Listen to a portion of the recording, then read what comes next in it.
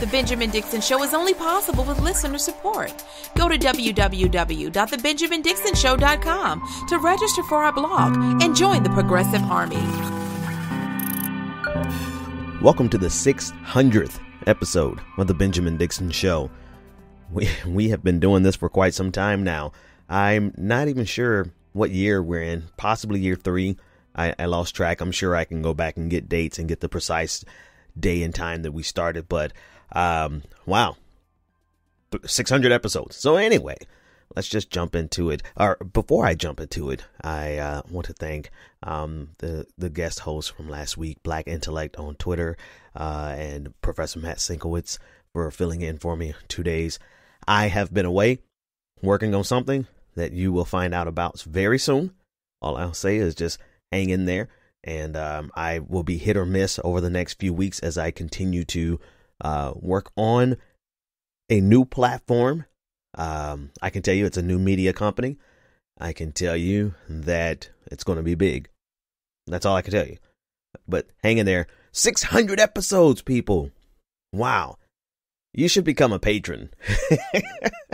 All right, enough of that. But let's talk about one of the people who is dominating the Patreon space and dominating, for a marginalized white man. White men have it so hard in America, but for this guy in particular to be so marginalized, making $80,000 a month on Patreon and coming to Atlanta on his college tour, or his nationwide tour rather, and tickets are upwards of $800. I saw the top tier price for a ticket to see Jordan Peterson. It's $800. Like, it is really hard to be a person with that type of marginalized identity and that type of marginalized message. And man, like, all he can get is $800 for a ticket and $80,000 a month on Patreon. It is really hard being a guy who peddles patriarchy in the way that he does. And actually, let's get very specific, right? Let's not just use the word patriarchy. Like, he is capitalizing on the resentment that other white men generally, and I'm sure there's a couple of other races in there somewhere, but predominantly white men, the resentment they have towards a changing society in which they don't have absolute control. This is what Jordan Peterson is capitalizing on. Now as you read his work, which, maybe you don't for your own personal health, but I've started reading his work and listening to some of his lectures. He guises his core profit message, right? You have a message that is your core message that actually pays the bills, right? He disguises that in all of his other intellectual discussions. Inside of a 2-hour-long lecture about whatever the topic may be, he will drop in his core message that is, and actually, who said this? I read it and then I noticed it after I read it. I think it was a New York Times piece. Maybe it was a New York Times piece on Jordan Peterson.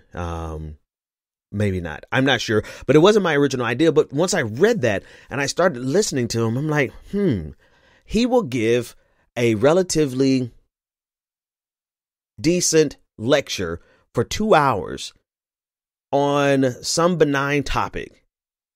And then just for about 15 minutes of that 2 hours, maybe during a Q&A, he will drop in the type of language and rhetoric that those white men who are so marginalized in society, we really got to, consider their plight. It's really tough for them. It's the payoff. They went just to hear that. And then they open up their checkbooks and, they had already opened up their checkbooks to buy tickets to this tour that, Jordan, congratulations, man. You're doing a really good job for a guy who started from the bottom and now you're here. So anyway, I'm exploring Jordan Peterson more because he's all the rave today, and he's the ire of all of the left, and he's the venerated voice of the right. And I went to his website and I'm reading, because there's at the core of his message is this idea of enforced monogamy. And on his website, he explains that, this is not enforced monogamy, not state sanctioned and state required fascistic marriages, forced marriages. And he explains that it's really just a anthropological reality that men who are married are less violent. And this man who is married is less violent concept becomes the way or the solution for fixing all of the mass shootings that we see that are perpetrated predominantly by white men. There's so many aspects to this, but let me just continue with Peterson's own words. And this is what he said on his site, jordanpeterson.com. Don't go visit it, or go, it doesn't matter.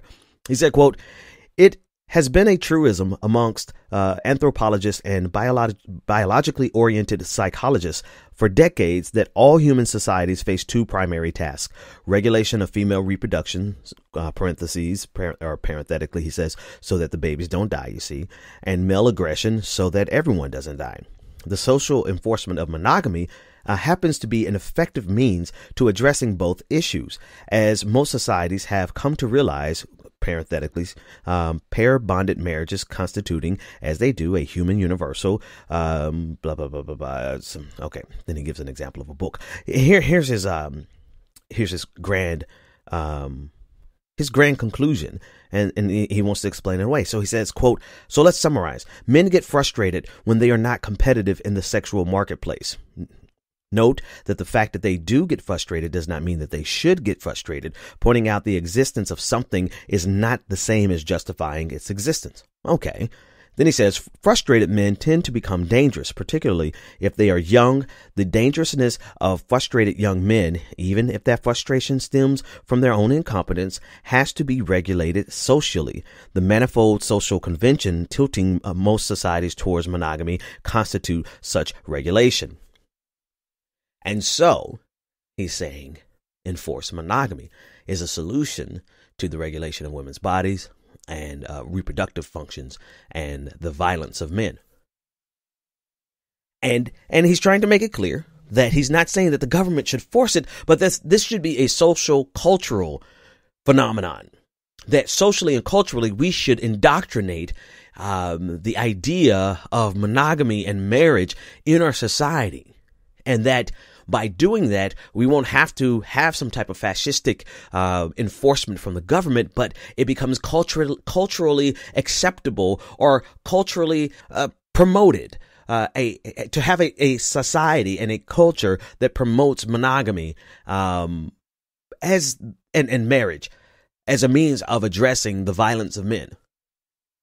I mean, notwithstanding the lapse of logic there, perhaps you get rid of mass shootings because you get a bunch of guys who can't get any.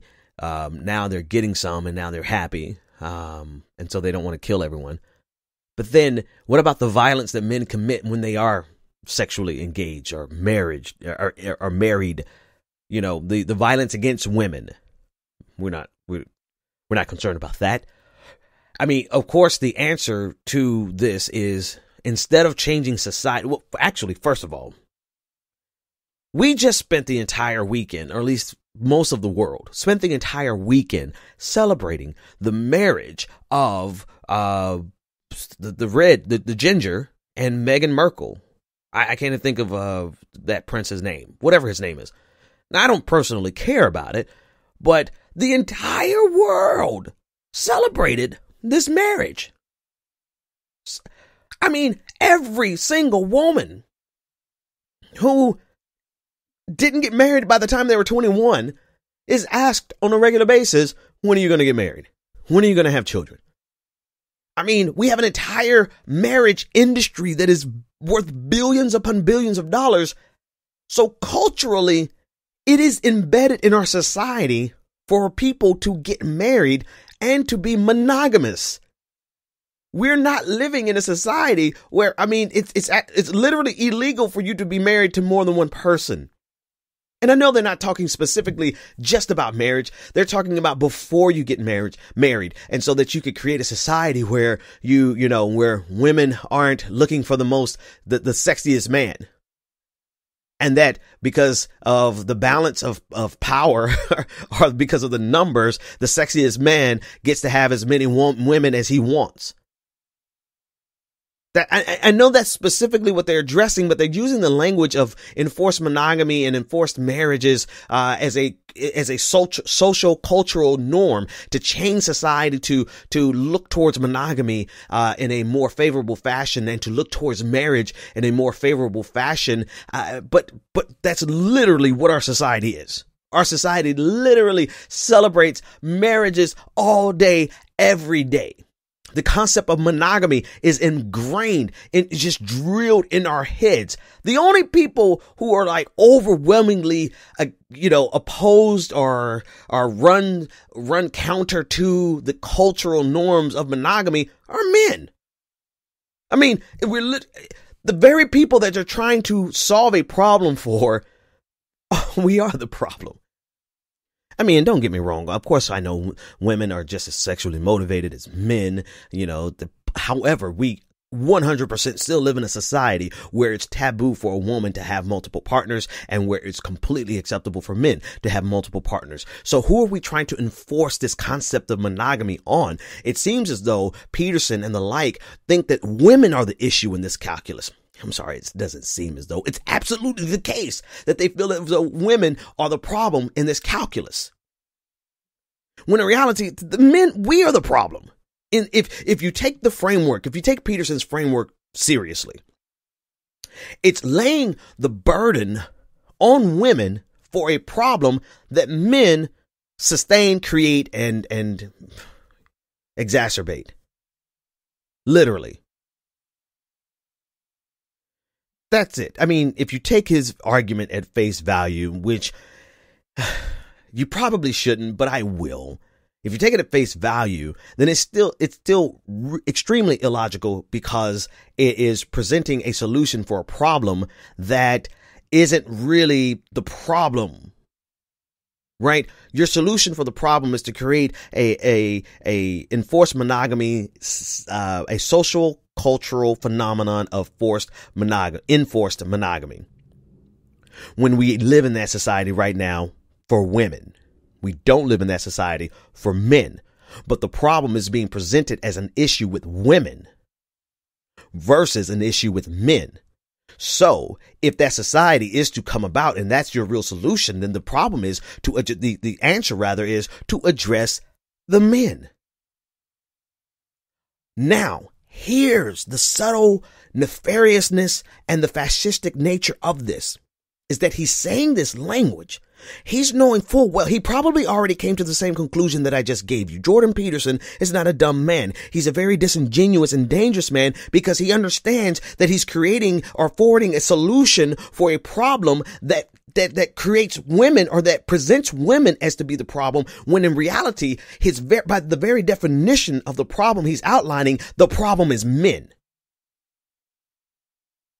This is where it becomes dangerous because this is not what his audience hears. The frustrated white boy who can't get any, because that's what we're talking about overwhelmingly. You're gonna have some degrees. You're gonna have some outliers, rather. You're gonna have some people who from different races. Might even have some women who identify with this. But the problem, ultimately, we're talking about the vast majority of this are white young men who are frustrated because they can't get the girl that they want. And so they can't get a series of women that they want. And so they concoct this grand theory. Okay, let me get back to the point. The nefarious fascistic portion of this is that Jordan Peterson is speaking double speak. He's saying one thing that while and I haven't read the evidence like most people haven't of the anthropological underpinnings of his argument that this is just an anthropological certainty, right? It's a truism, as he described in his article, that men who don't get sex are angry, or the male species, the male of any species gets infuriated when they don't have sex. Okay, I'm going to cede him that part because I haven't read the evidence on that. But his argument is still completely fallacious. But underneath that is that he's offering a solution that points to women being the problem, when in actuality, men are the problem. And if he really wanted this to be a solution, if he wanted to go through this, it's not that we have to change society for women, because women are already living in a social, cultural, enforced monogamy framework. Ask any woman who's didn't get married at 21. Ask any woman who dared to have more than one boyfriend at a time, or more than, whatever. They would tell you exactly how drenched in this enforced monogamy their society is. But they point to women when in actuality, men, we're the problem. And I know I just repeated everything that I just said, but I wanted to summarize it so I can give you to the part that is the most dangerous. The part of Jordan Peterson that is the most dangerous is that as he says these things, and as he tries to present it as just a social cultural norm shift, as something that is just good for society, in reality, what his audience is hearing is that women are the problem. Women are too promiscuous. Women have too many partners, and women need to be controlled. And if we can control them, then we won't have violent men.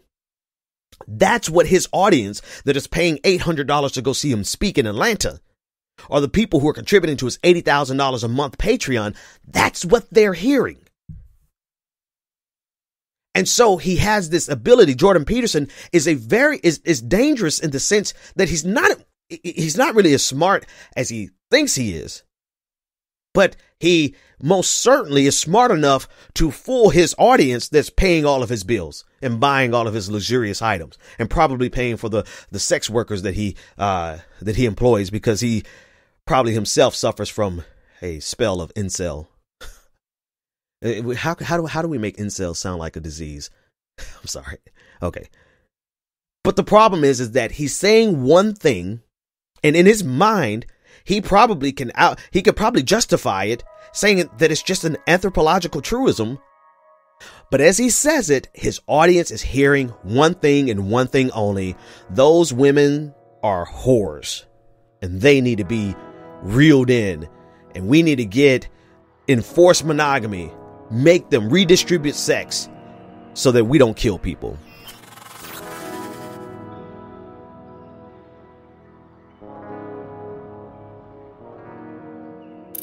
So that's Jordan Peterson in a nutshell. Now, he's going to go around the country, or he's going around the country, and many of his lectures are quasi-academic, some academic. I'm listening to him more and more, and I hear, most of the time he's not talking about these issues, but it's just those few moments that he does. And what he's doing, and this is the movement of the right? I'm not even going to finish that last sentence, I know. But what's happening on the right is two things. It's the intellectualization of bigotry, and then the monetization of bigotry. That's what's happening. All to serve the power structure, the current power structure. Right? If you can make it seem intelligent and smart to defend the current power structure, which has and continues to serve white Christian men, white straight men. If you can intellectualize it, I keep trying to say textualize, but intellectualize it. If you can make it seem like it's just a reasonable, rational thing, that there's really nothing wrong. What is patriarchy? Patriarchy isn't really a thing, right? Because we came out of a wave of the reaction to social justice being merely nothing more than people calling you a social justice warrior, and to mock you for saying words like privilege and white privilege and white supremacy and patriarchy. If you said those words, then the reaction during Gamergate And in the first wave of this movement from conservatism, this reactionary movement, was just to mock you. And people, you used to get away with it if you just sounded smart or had a British accent, Sargon of Akkad, and, you were given credit for being smarter than what you really were just because you had the British accent. Or if you were just so eccentric and so wild, like the Amazing Atheist, he was entertaining, extremely entertaining, but it wasn't really intellectual. Or better yet, it did not have the veneer of intellectualism. It was just pure reaction. They're just reactionaries. That was the first wave. This new wave, they got a little bit smarter and said, what we need to do to convince these white men, because we're predominantly talking about white men with a few outliers, we need to convince them that it is nothing, that not only is there nothing wrong with them, but they're intellectually superior because they reject social justice warriors. And here's the logic and the reasoning behind it. And here's how we can discuss the same exact topics and the same exact logic of neo-Nazis so long as we make it seem like an intellectual endeavor, or we're advocating for the right to say these things and to think these things and to be a quote unquote free thinker, which makes your free thinking coincide perfectly with the greatest and most powerful power structure in the history of the world. How free are you really? How radical, how counterculture are you really? When everything that you say conforms and dovetails so nicely into the power structure that has never been challenged. I mean, think of the history of the world and see how ingrained this current power structure is. And yet you are the radical countercultural free thinker because you dare to say things that support the current power structure, as evidenced by the fact that as you say them, you make an insane amount of money. That's the current wave. You intellectualize it, and then you monetize it. And this is the advantage that they have, quite frankly. There's the advantage is that there's always going to be an obscene amount of money that supports the current power structure.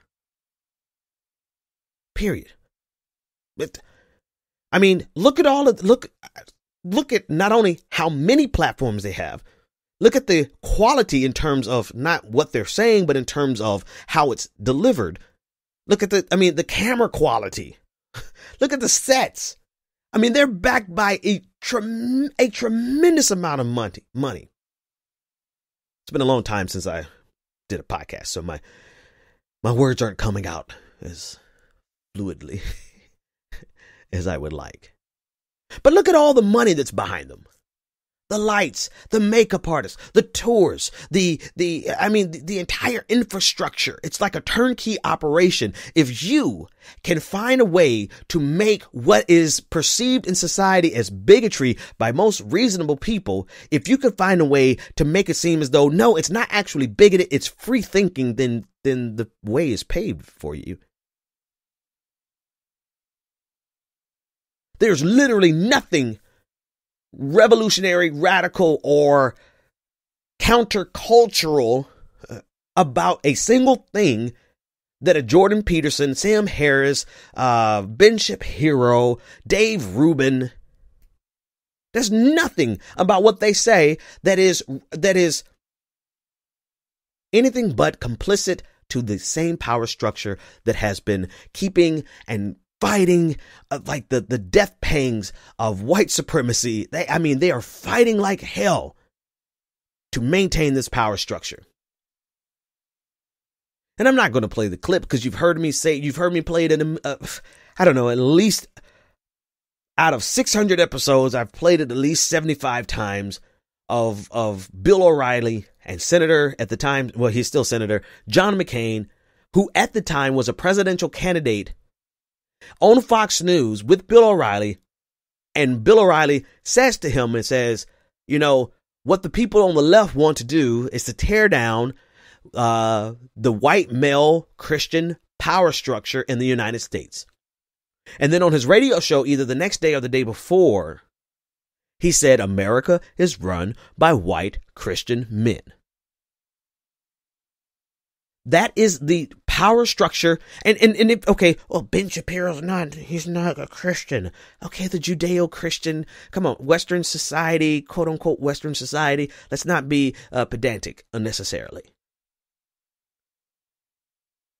And this actually dovetails into the conversation I had with Professor Sienkiewicz, where you have this unholy alliance between secularists and religious fundamentalists, who unite despite their differences amongst themselves, but they unite to fight off anyone who dare challenges the power structure that they benefit from. And this is how you can have an atheist. This is how you can have, it's no longer just being white straight men, but it's literally anyone who would do the bidding of protecting the current power structure by doing away with these annoying social justice warriors who are demanding that we have equality of opportunity and rights for everyone. And the call for that equality to them is perceived as I was going to say it's perceived as an affront to their power structure, but you're damn right. It's 100% a threat to your power structure. And this is why they're fighting so hard. We're not coming out here trying to, make white men feel bad about yourself. We really don't care about how you feel about yourself. It's really neither here nor there. We do want to tear down that power structure. You understand?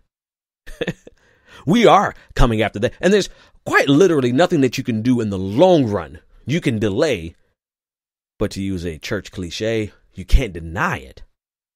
Over time, the promises of the Constitution really do quite demand that we all, men, women, and non-gender conforming individuals, have all of these rights.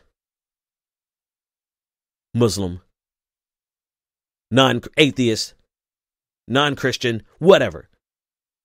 So over time, the game that you're playing right now, while I think it's extremely effective, it's well funded, it's really masterfully thought out in terms of talking to an audience that can serve as a barrier to any more progress. I mean, what they're literally doing is they're talking to a younger generation to inculcate them with the same white supremacist, male supremacist dogma that has existed since the founding of this country. And they're really putting a buffer between any opportunity for young white men to find another way forward.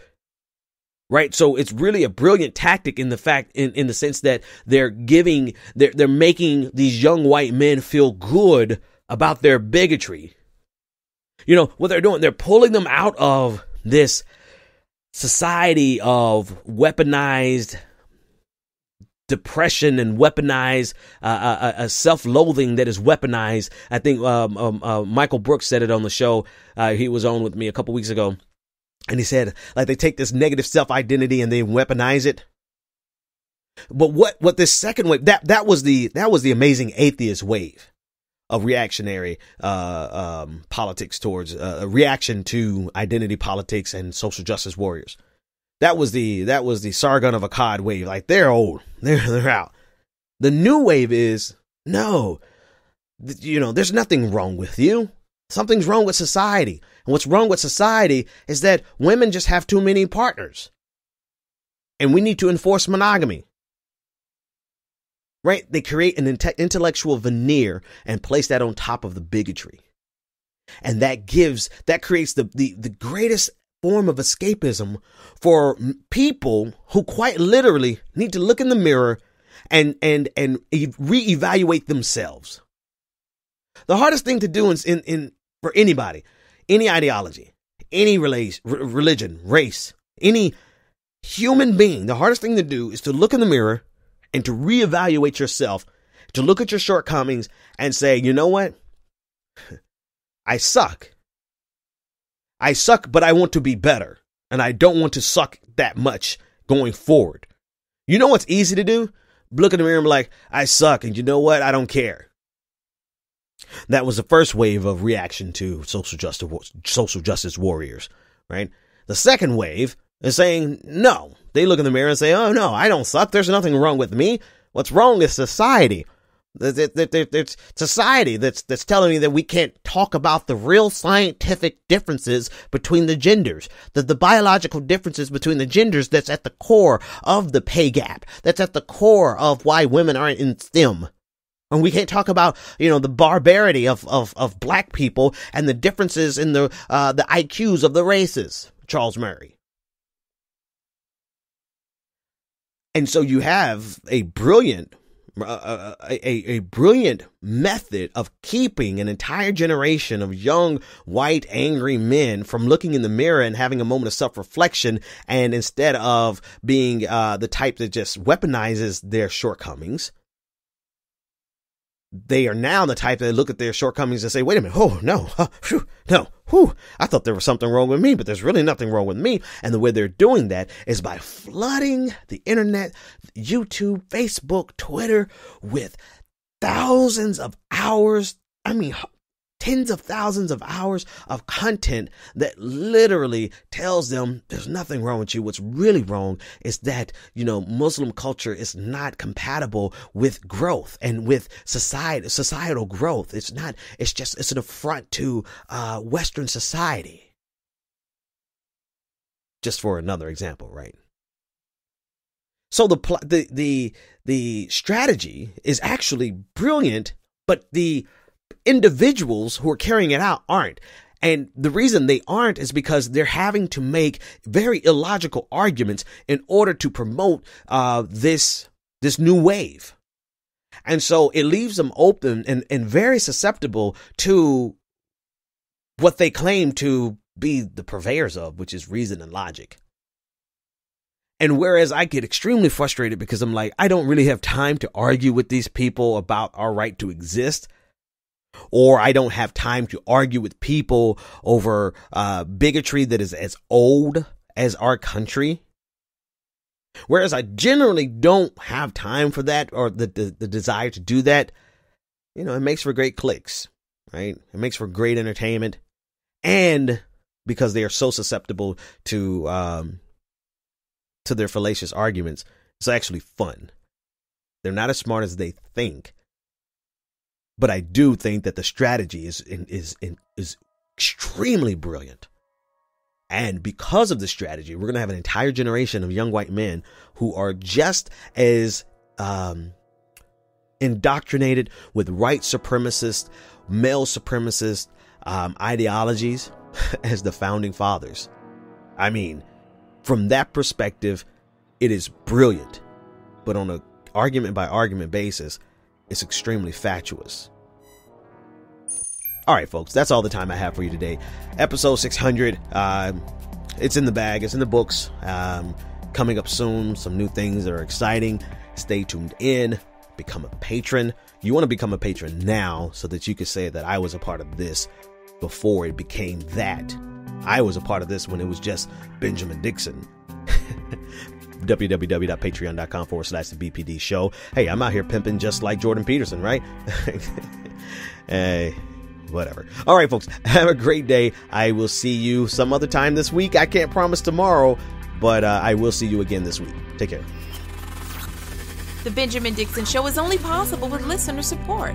Go to www.thebenjamindixonshow.com to register for our blog and join the Progressive Army.